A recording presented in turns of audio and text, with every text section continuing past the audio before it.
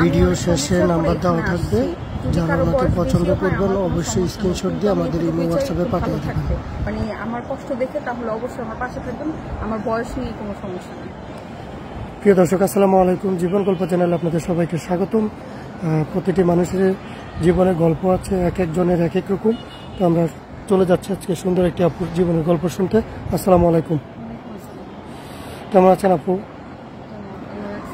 আপু, আপনার নাম কি, কোত্থেকে আসছেন, বয়স কত, কতটুকু পড়ালেখা করছেন একটু বলবেন? আমার নাম হচ্ছে তানজিলা আক্তার।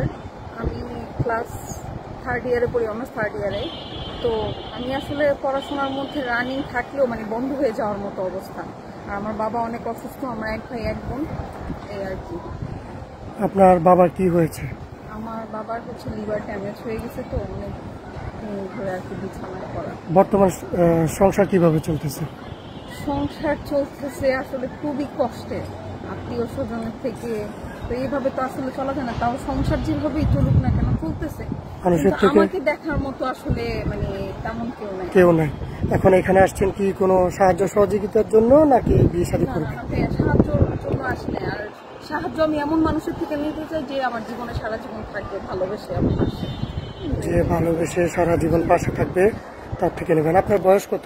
আমার বয়স 23 বছর। কত বছর বয়সের ছেলে হলে বিয়ে করবেন? বয়স আমার কাছে ম্যাটার করে না। আমি আপনাকে আগেও বলছি, আমি একটা ভালো মনের মানুষ চাই যে কিনা আমাকে ভালো রাখতে পারবে। আচ্ছা আপু, আপনি ভালো মনের মানুষের জন্য আসছেন, আপনি ভালো মন সেটা বুঝবেন কিভাবে? অবশ্যই কথা বলার মাধ্যমেই তো বোঝা যায়, বাকিটা হচ্ছে আল্লাহর উপরে ডিপেন্ড করে।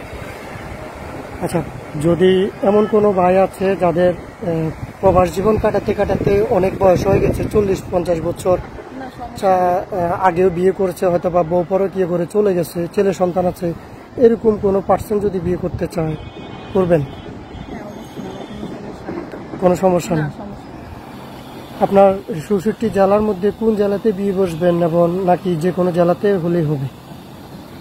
মজা করে বলতে হয় ভাগ্য জেলা, মানে আমার ভাগ্যে যে আছে। আমি একটা ভালো মনের মানুষ, আর এমন মানে কোনো চাহিদা নাই, কোনো চাহিদা নাই, যে কোনো জেলাতেই বিয়ে বসবেন।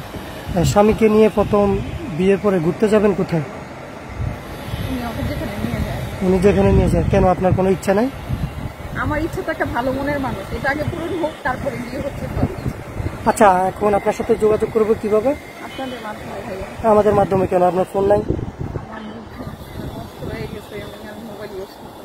মোবাইল ইউজ করতে পারতেছি না। প্রিয় দর্শক, আপনারা শুনছেন তানজিলা আপুর জীবনের গল্প। স্ক্রিনে যে নাম্বারটি দেখতে পাচ্ছেন, নাম্বারটি আমাদের ইউটিউব চ্যানেল কর্তৃপক্ষের। যারা এই মুহূর্তে আমাদের ভিডিওটি দেখতেছেন, ওনার একটা স্ক্রিনশট দিয়ে আমাদের ইমো হোয়াটসঅ্যাপে পাঠিয়ে দেবেন, আমরা আপনাদের সাথে যোগাযোগ করব। আবারও বলতেছি, যদি কেউ ওনাকে পছন্দ করে থাকেন, স্ক্রিনশট দিয়ে আমাদের ইমো হোয়াটসঅ্যাপে পাঠিয়ে দেবেন। অযথা